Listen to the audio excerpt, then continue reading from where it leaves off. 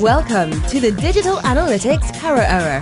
Tim, Michael, and the occasional guest discussing digital analytics issues of the day. Find them on Facebook at facebook.com/analytics hour. And now, the Digital Analytics Power Hour. Hi everyone, welcome to the Digital Analytics Power Hour. This is episode 52. Wow, Tim Wilson, the year is coming to a close. 2016 is in the books, and year 2 of the podcast is done. What a year it's been. How you feeling? I don't know. We haven't killed each other yet, so. We have not, but it's been a crazy year, and this episode we're talking about our year in review, and a little bit maybe about what's coming up next for the Power Hour. The Digital Analytics Power Hour. Dun, dun, dun!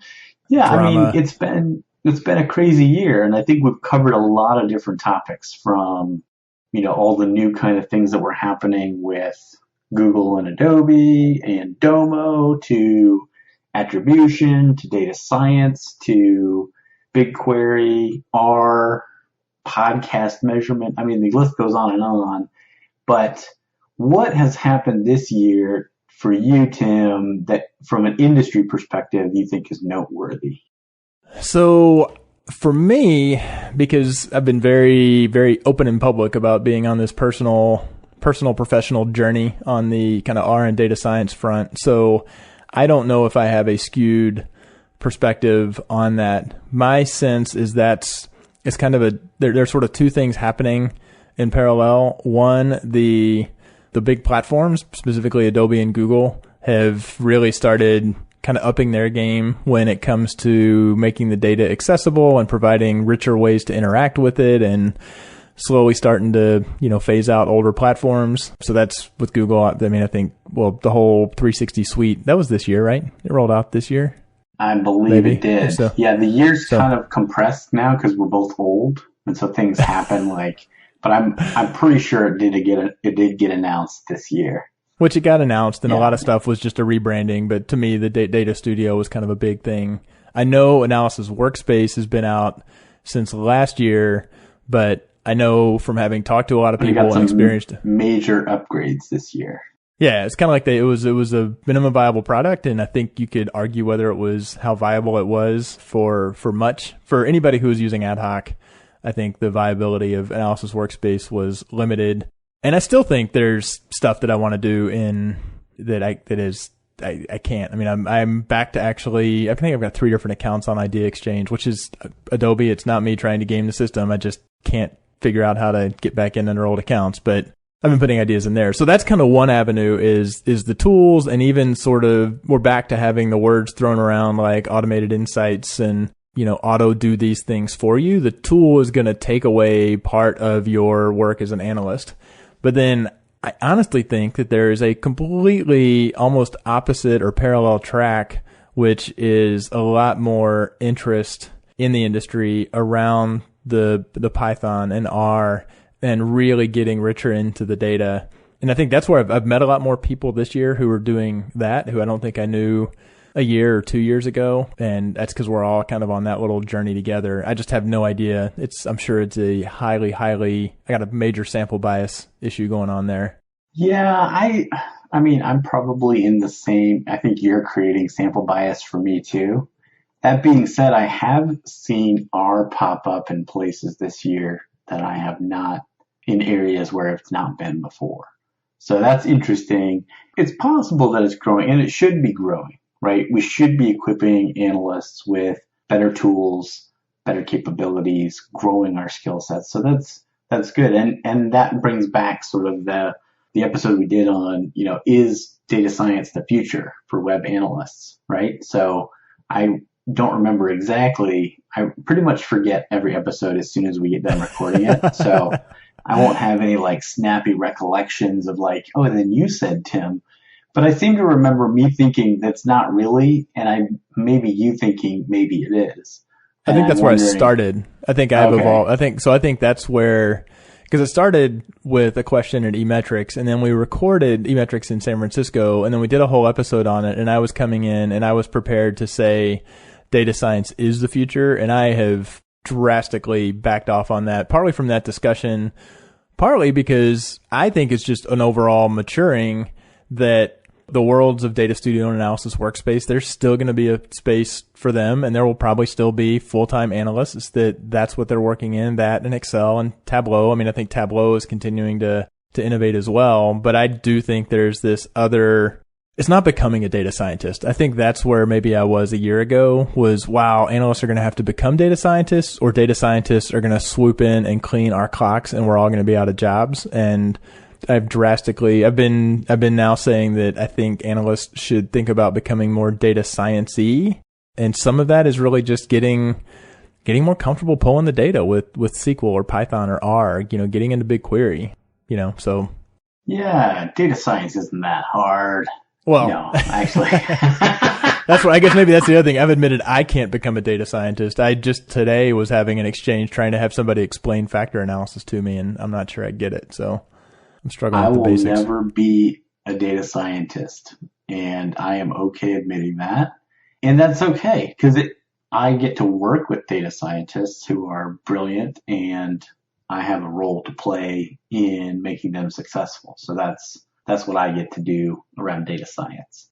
But there's a part of where I think last episode you talked about how you had been shown like RSite Catalyst, Randy Zwitch's package for R. Not that you're going to use it, but the fact that I think there is that component that analysts need to be really aware. They need to be able to look at it and not say we can't do that. They got to be able to look at it and say, I might not be able to do that. Either we need a role, or I need to go add my skills, or we need to hire somebody, or we need to outsource. But that is something that can and should be done. We got to get out of trend line charts, trending aggregate data week by week. Absolutely. And for me personally, I feel like I haven't been able to invest the time in becoming a better analyst in terms of digital analytics, but I've been growing in my ability to kind of, lead the group that I lead at Search Discovery. And it's actually kind of crazy to look back on this year and realize that we've literally doubled in size in terms of the number of people. Number of headcount, not like everybody's been eating fried chicken and ice cream. Yeah, well, no, hopefully we're doing the opposite of that. Sort of. You've got a target overall team weight. So if you need to add people, everybody's got to shed a few. Yeah, this is my motivation to stay on my diet, is talk about it on the podcast so that when everybody sees me come conference season, I can be accountable. So I'm looking for some extra motivation. So I think there's a Hidden Brain episode on that where they actually go to, he was trying to quit smoking, I guess. The whole, you have to, if you publicly say you're doing something. I think I just outed you. Hey, no, well, I've been working on that this year, and I started out really strong, and it's what's been interesting to me, and it's a complete non sequitur. So welcome to the Analytics Year in Review podcast. Who gives everyone. A fuck? People are listening to this in the middle of December. They're drinking their eggnog and saying, what are these guys going to say next? No, but it's interesting because I think I had good motivation starting out, and then I had really good success early, and then it got harder to stick with the diet and keep going because I was so pleased with the initial results that I got. So it's interesting. And so I've been thinking about that a lot because I think there's analogs to a lot of things, in terms of business and just overall how you live and that kind of stuff. And that's my job, is to make everything an analogy. It's good because I'm thinking for R, it has not been. The early wins came through hours and hours and weekends of pulling my hair out trying to do something simple, and it's really only been, maybe November where I'm like I can fire something up with confidence. So, which goes to we won't talk solely about R, but in 2016, Tim learned R, and I hired a bunch of people and lost weight. I was going to say you've been focusing on it, and your thing, and you're getting it. I've actually managed to find time to focus on becoming a better analyst. I don't know that I have. Not from lack of effort. Well, that's the nice thing about you and I, Tim, is we both have enough self-doubt to help the other person. Just sort of be like, no, I'm terrible. No, I'm terrible. They're going to know that I'm a fraud. I'll never make it in this industry. That's right. After how many years to be like, somebody's going to realize I have no place in this industry. So full of shit. Oh man, but yeah, and speaking of that, industry events and things like that, we did record our first live episode this year. That was at eMetrics San Francisco back in March, and that was interesting. Learned something that not all of us have good mic discipline in terms of keeping the mic close to our mouths. Other than that, we also didn't bring enough whiskey, so some really big learnings there. And, but overall, it was very interesting and it was really fun to do. And I'm excited because I think we've got some other plans ahead of us. Superweek.who. I like to say it like that. I don't think that's how you're supposed to say it, but if you're not familiar with Super Week, it is a conference at the end of January, beginning of February, and we are going to do a live Digital Analytics Power Hour fireside chat. So that'll be really interesting. We're just going to ask random people who are there questions. So, and we'll record their responses and make a show out of it. So I'm looking forward to that. It is in Hungary near Budapest. Budapest. I don't know how you pronounce that, but I'm super excited to go there. And the roster of speakers is amazing, quite frankly. It might be a situation where your bathroom is down the hall from your room. But that's a European thing, and I'm okay with that.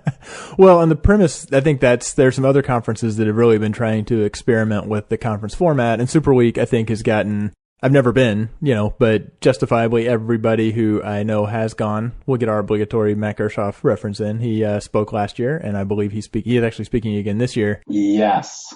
But the whole idea is that Zoli, the conference organizer, it's not like in a convention center in downtown Budapest. It's like an hour outside.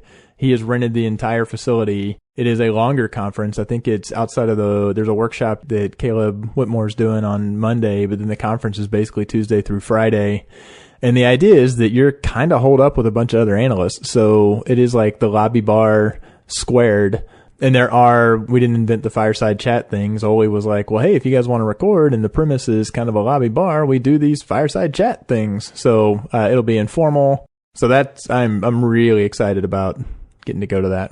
Yeah. Just imagine far in the countryside, a snow covered, mostly empty hotel. That doesn't remind me of any movie ever. I'm thinking, but I think there've been other sort of experimental conference formats. I say experimental, I think just alternative, where there's been something over the last 2, 3, 4 years, kind of a reaction to the typical conference format. Adobe Summit is now like the blowout, but in many ways, stereotypical vendor conference. They're throwing money at it. It's a big party. eMetrics is kind of a traditional conference. You got keynotes, you got breakouts. They're good. I mean, I'm hoping I'll get to go to some eMetrics next year.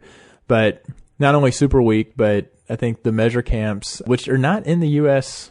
yet, and I think that is going to happen as soon as Peter O'Neill can get somebody who's not just terrified of not making it as successful as it's been in Europe. But it's on a Saturday, so it's like, look, you're only showing up if you really give a shit about this stuff. It is you write down on Post-it notes or somewhere what topic you could speak on. So it's very much an unconference in the vein of, Unsummit, which is more just an afternoon. But tickets just seem to disappear like instantaneously. But I've talked to people who've been to London multiple times, to Berlin, to Sydney, I think to Melbourne, and it seems like those are pretty neat. So I think that's just kind of fun from a community building, kind of regional stuff that people can get to. It's pretty awesome. And that's not a development of this year, except I think those are like the traction they've gotten over the last couple of years has really, taken hold, where he's got to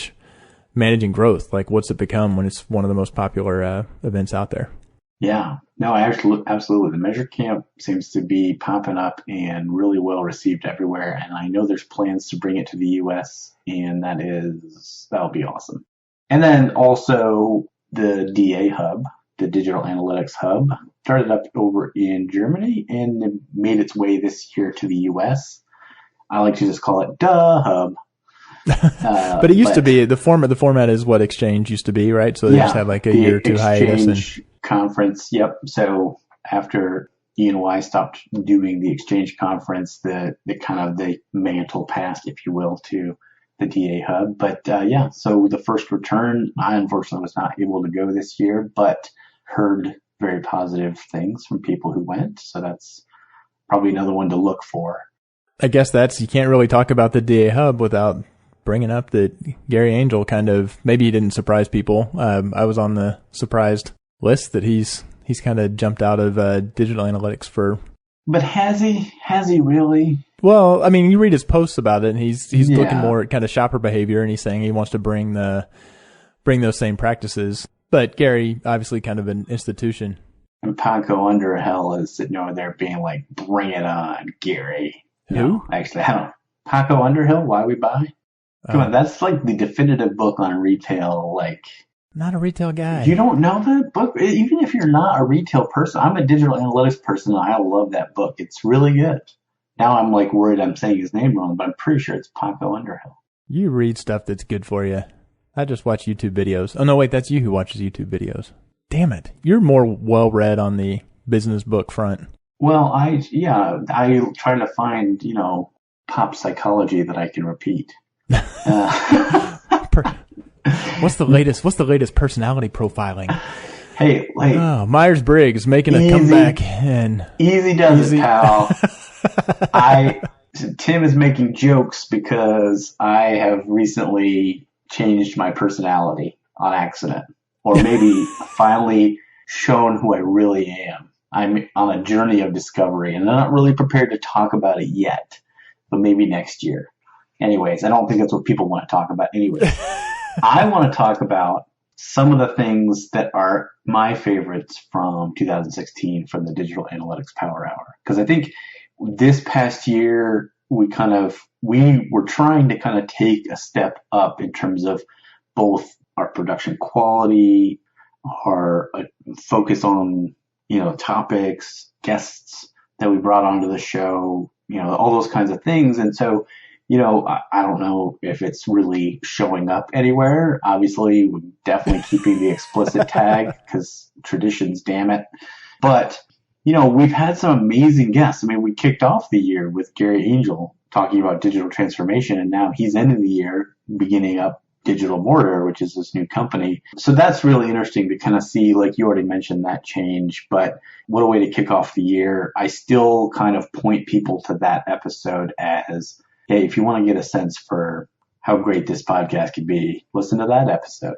So that's good. I also remember and love the attribution episode that we did with Jim Novo.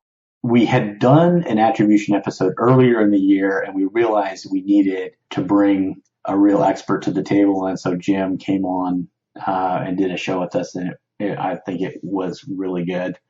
We constantly make references to Matt Gershoff because he's one of the smartest people that we've ever met, and that's fine. But we actually had him as a guest this year too, if you recall. What's interesting is the topic was personalization. Yeah, but it was like the Faustian bargain of personalization. So it was like looking at the underbelly of personalization just a little bit, which I thought was really cool. What were some of your favorites, Tim? So I did a little reflecting. I think I've got to go just the one that I just got the most sheer joy out of recording, and I keep going back to, was when somebody from your team, when Michael Healy was on, and we talked about BigQuery, partly because he, like many of the people you've already mentioned, really are just passionate about the space. But for me, and I think we get to do this, is kind of the fun of doing the podcast, is we get to find topics we don't know that much about. And I certainly did not know. I mean, I knew BigQuery was out there. I knew whatever the basic marketing blurbs were, and I just got a much, much deeper understanding, which, shocker, dovetailed with my whole investigation of R and data science and that world of things. So that was fun. I think it's also worth a lot of the episodes, the number of episodes we've done that our listener suggested, and because we're recording at the end of the year, but we've also been doing our planning towards next year. We've recently kind of done our cleanup. Like, people will say, I'd love to hear an episode on X or Y. And what's kind of cool is, like, we've got 60 topics that we could do. Probably 2/3 of them we even have kind of guests that we think would be good to talk to. So So I think it's also fun when somebody says, I'd love to hear you guys talk to somebody about X, or I'd love to hear you get Josh West on and talk about tag management. And it's those have been fun too, because it's like, hey, somebody out there said they'd love to hear us chat with somebody, and I'm like, hey, and I get to actually do it. So that's cool. That's true. And actually, that's another one of my favorites from this year was talking tag management with Josh West, and one that, I feel like I get along well with Josh on the TMS front, even though he certainly knows more about the tools than I do. I used to be good at the tools. No. Now you're just a people tool. Another one, I'm just a tool. So another show that I remember really enjoying, and I think it was sort of this moment of, wow, I was just sort of really impressed with him, was Simon Rumble when he came on to talk about open source analytics and specifically Snowplow. And that's a really good example of one where I didn't really know a lot about that tool or those types of tools before, and it was just so fun to learn and talk to somebody who, again, super passionate about what they do and was able to bring a lot of new information and intelligence to us and our listeners, through that. So those are some of, I agree with you wholeheartedly, Tim Wilson. And, actually, I gotta say, just overall, we've had pretty solid luck with Australian guests this year. So Mo Kiss also being on the show, really enjoyed that show as well. So who else? Oh, Dennis Mortensen. Be careful. We're gonna list. There's gonna be like the three people we don't mention, and they're gonna be like, "What?" We're gonna list all but one guest. No, I mean, I just like Dennis because of his accent. I just love people with accents. So if you have a crazy accent, come be a guest on. No, actually, it was more about just the way that Dennis, and it wasn't even really a topic about analytics per se, because he's the CEO of X.AI. Which is a scheduling artificial intelligence, but just the conversation about AI, it just was very fascinating. And that's sort of dovetails, I think we're years away, but you kind of talked about before automation of insights and task automation and things like that. AIs hopefully will become, agents that go in and do a lot of the tasks for the analyst. And it's about assembling the right task doers and the best AIs to do the tasks to analyze the data, which is just a fascinating way to think about what the future might look like. But I think we're years away from that. But it's still fighting. I think that's one of those words, the cautionary. It's kind of like big data.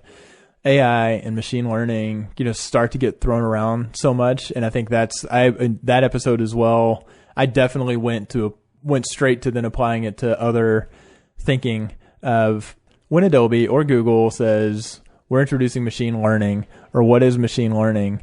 What Dennis, kind of how he broke it down, was this incredibly kind of pragmatic, we're not achieving the singularity, and now our jobs are disappearing. Interestingly, when I was in eMetrics Berlin, one of the coolest sessions, Jan Exner from Adobe. Oh yeah, he's a smart dude, that guy. Yeah, and Justin Catroni, who's he's a little bit of a slouch, but no slouch from. He was good before he was Google. No, yeah. But they Sorry, did Justin, I'm kidding. There was a session where Anna, the moderator, they wound up kind of having that discussion, and they had differing opinions. Not at all it wasn't from our product. I mean, it was one of those really cool things where you're like, wow, you get smart people at any vendor, and they are happy in our industry to just kick around. Like, what's the future? What's the future of marketing? What's the future of analytics? Where does AI fit? What is AI?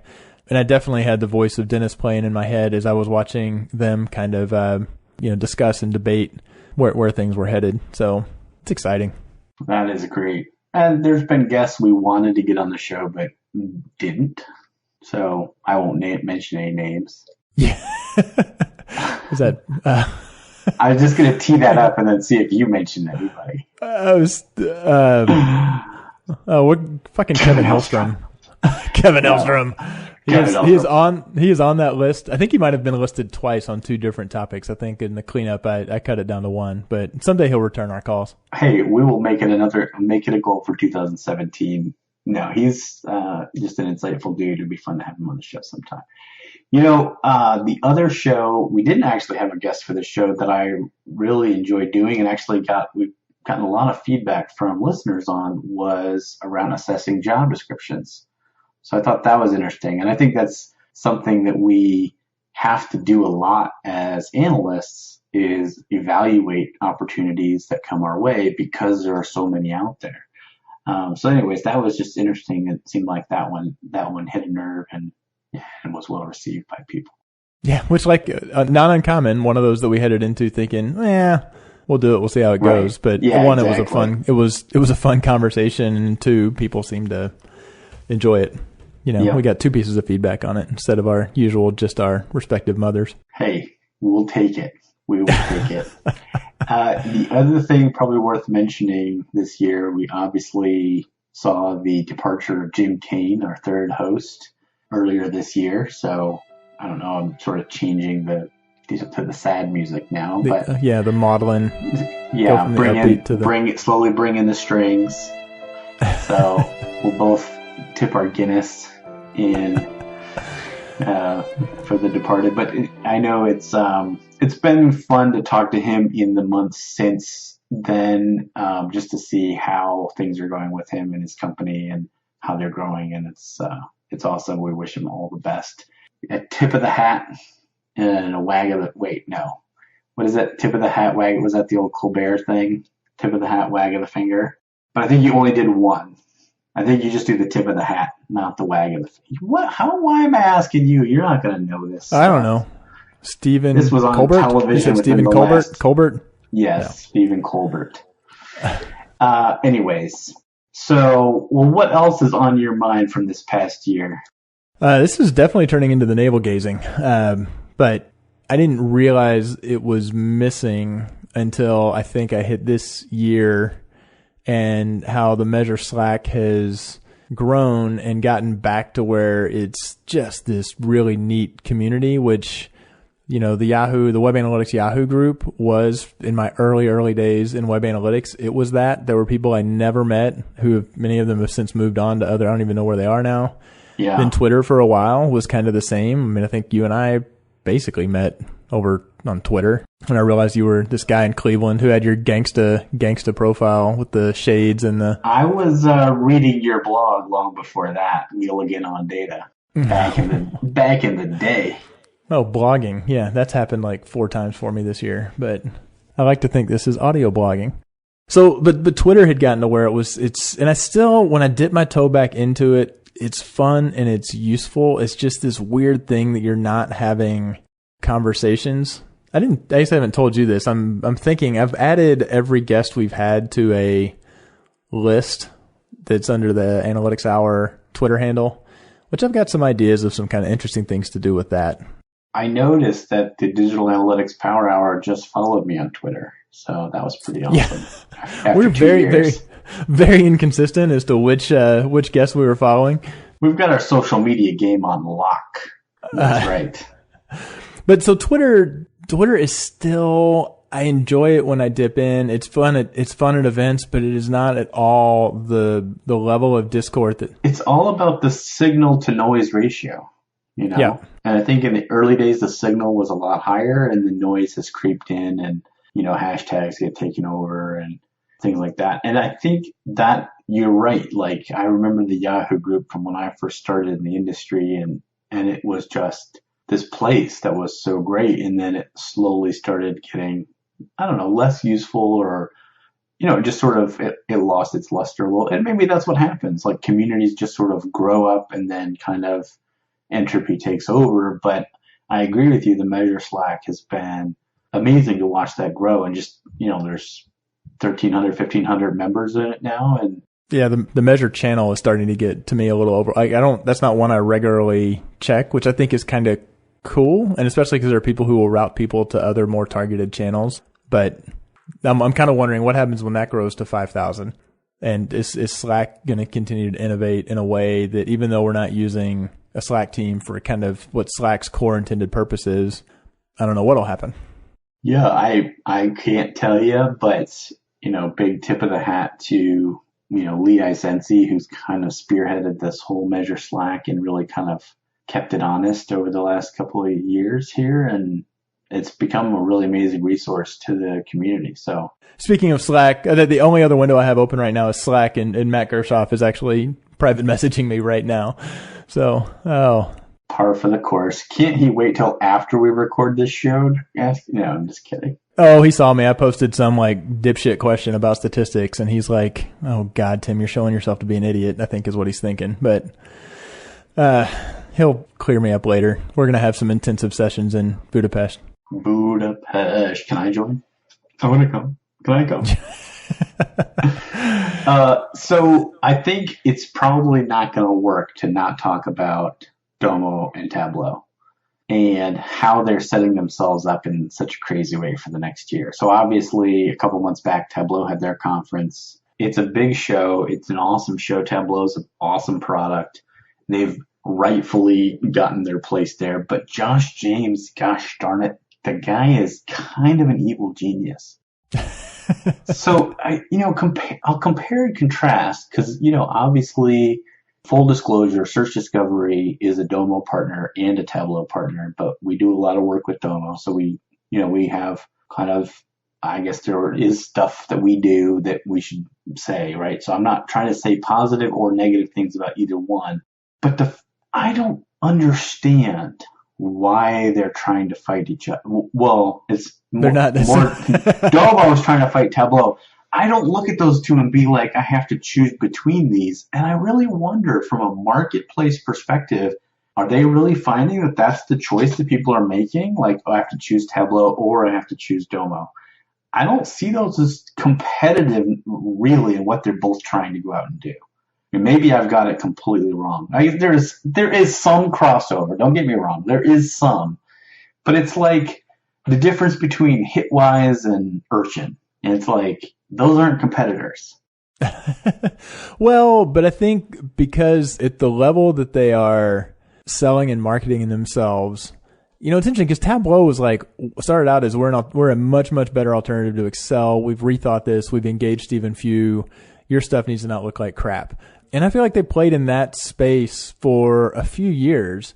And then somebody was like, well, you got to put your big boy pants on and be able to deal with enterprise data.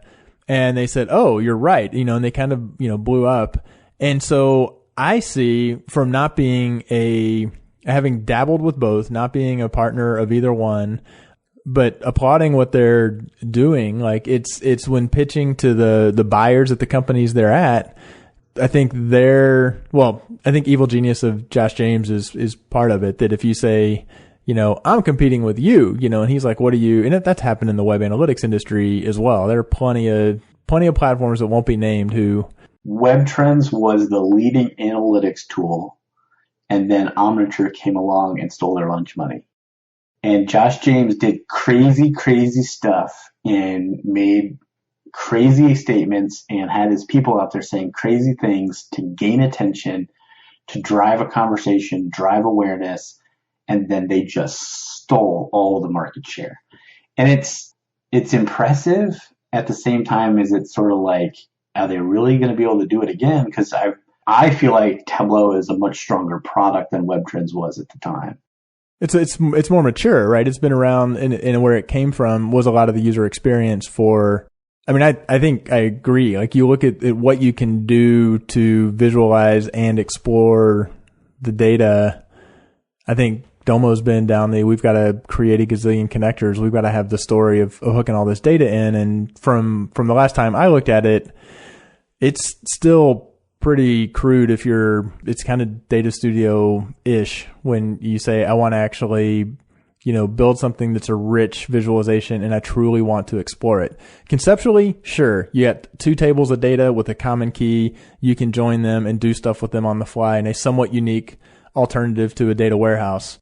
But I think until you get to where I just feel like the Tableau user base is so passionate, and that's not unjustified. Yeah. It's not the Adobe user base that in some cases is so passionate because they finally figured out how everything works, and how it's wired together, which is not really that's not intended to be a diss on Adobe, but I'm sure it came across that way. Oh, well, we're going to hear from some people about that one. Way to go, Tim.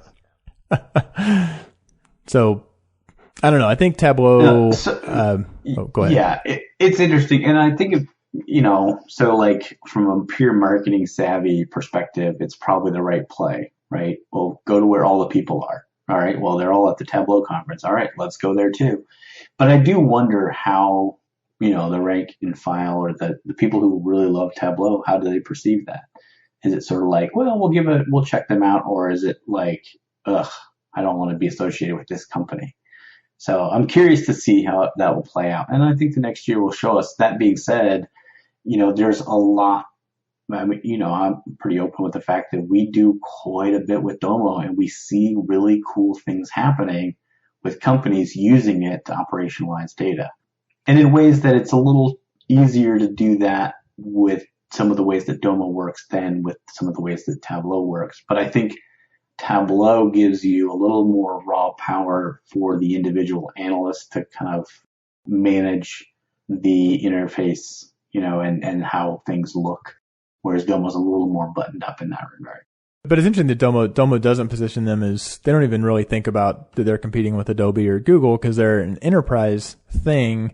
But if Domo really, really hits, then what I think that could mean for Adobe and Google is that, it is for Google, it's just the data collection going into BigQuery.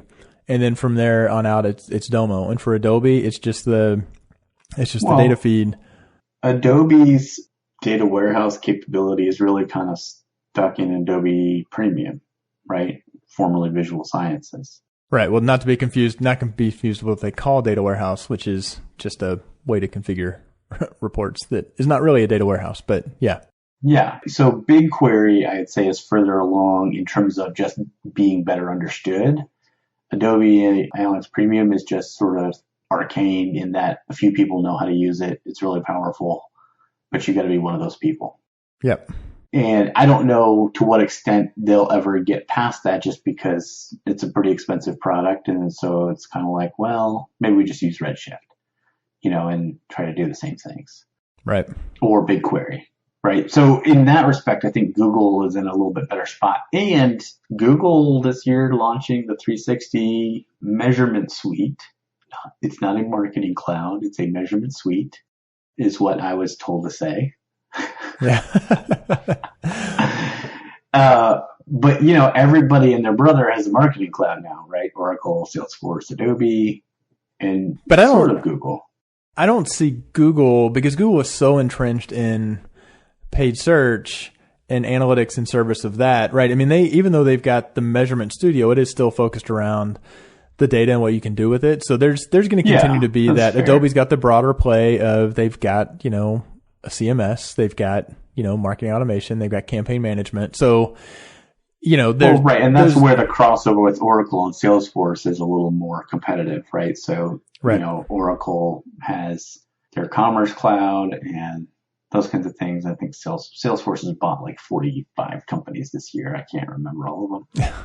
But I know. Well, and by the time this episode comes out, Josh may say that he come out and announced that once again he completely lied to everyone as to what he's actually trying to accomplish, and this will all be like, oh. That's right. Domo announces the Sitecore acquisition, and we're just like, whoa. No, I'm just kidding. If that happens now, that can't happen. First off, that is never going to happen. Just to be clear, I'm not predicting that.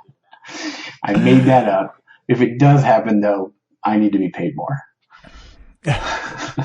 We'll have the evidence. We'll have a timestamp on the audio file. I do think 2017 is shaping up to be really interesting, because the one thing that I feel like companies struggle with a lot is getting easier and easier and more accessible, and that is getting the data into people's hands in ways that they can use it in meaningful ways. And if you think about the historical usage or the historical tools, we were all exporting this data from our tool set into Excel, right? And then we started exporting it into here and there into Tableau, and the more sophisticated companies were starting leveraging Tableau. But now the tools themselves, right? Data Studio, Analysis Workspace from Adobe, these are the tools that are driving forward the ability to leverage data in more meaningful ways. And that is really exciting to me. That is what our whole industry needs to embrace, is how do we create a view of this data for you that you can go in, ask questions, slice and dice the data in ways that are kind of safe for you to do it, whatever your role in the company is, and explore your own data. And, you know, I always do this. I always get too enthusiastic because I don't actually believe in data democracy. I don't believe in it. But it's sort of like I want sort of like a data republic. Not a democracy, but a republic. You want a data electoral college? A data federation of independent states. No, nice. I want I don't know what I want. We should probably go back and listen to the governance episode back in year 1 with John Levitt to review. Anyway, but it is exciting. I'm excited because I think that will only continue, and I love the trend that is. Yep, I agree. I'm with you. So everybody, learn R, learn Data Studio or Analysis Workspace, pick a side, Tableau or Domo, or use both. I feel like I refuse to choose. I like both of them. And to be fair, there are plenty of people, like, you know, Mo talked about on last episode, there are people using R with Tableau, right? I mean, that's cobbling together a tool set that works the best and then recognizing that inside of 1 to 2 years, hopefully there will be a vendor that says, hey, you don't have to have both of those. We can do it equally well. But that causes the bloody fights of products kind of debating who can do what better. Yep, I totally agree. Well, Tim Wilson, it has been my pleasure to host this podcast with you for another year, part of that year with Jim Kane, our other host, and who knows what 2017 will hold. Perhaps. We got some plans. We got some plans, and I'm excited to launch into next year with you and our occasional guests as we kind of explore that. If you're listening to this show and you've got some recollections or some things that made you kind of grumpy about what we said this year, we'd love to hear from you.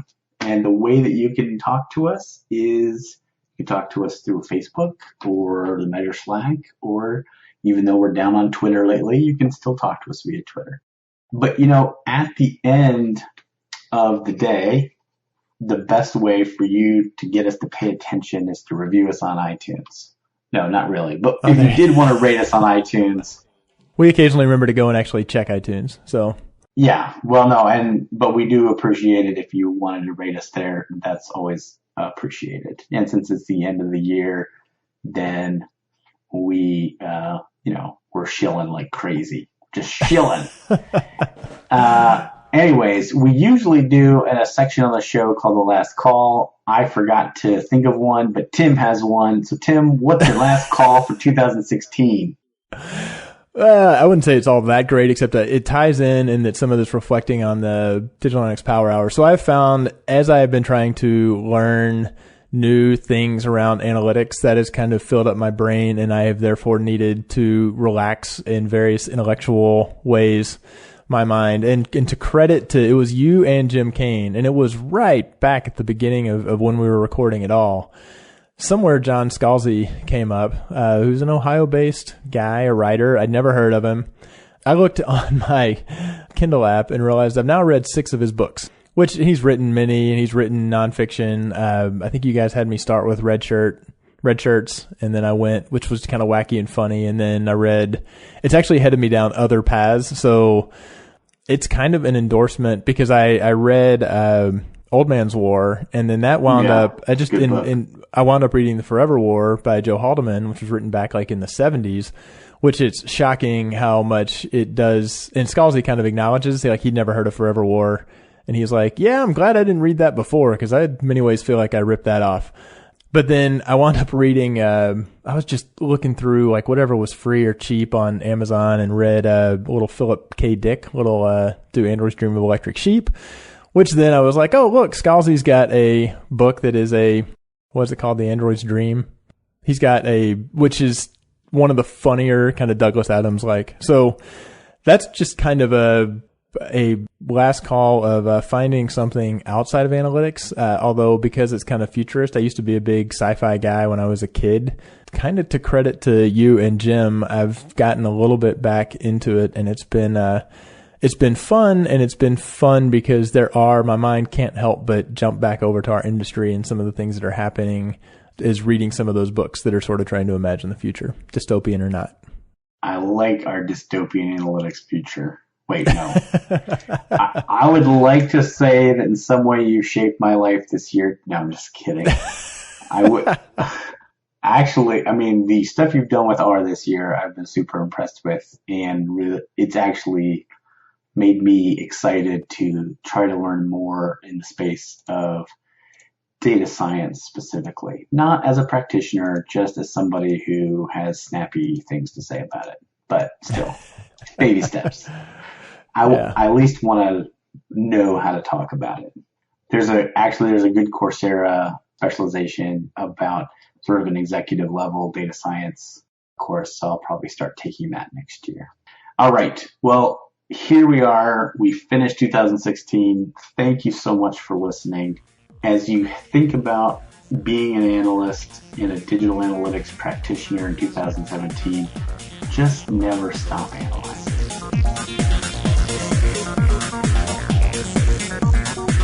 Thanks for listening, and don't forget to join the conversation on Facebook, Twitter, or Measure Slack group. We welcome your comments and questions. Facebook.com/Analytics Hour or at Analytics Hour on Twitter. So smart guys wanted to fit in, so they made up a term called analytics. Analytics don't work. But I've been doing a lot of soul searching over the weekend. Have you? Because have you found your soul? Do you have one? No. Let me know when you realize that's because those personality tests are completely worthless and it's utter crap. When your search turns up that, we can speak again. Your personality would say that. Typical. Really? Oh, well, that's exciting. Yeah. Are we allowed to talk about that? Because I do research before the show. Oh. Most of the time. I doubt that the drunk helps emoticon is raising my stature in the industry at all. Rock flag and navel gazing.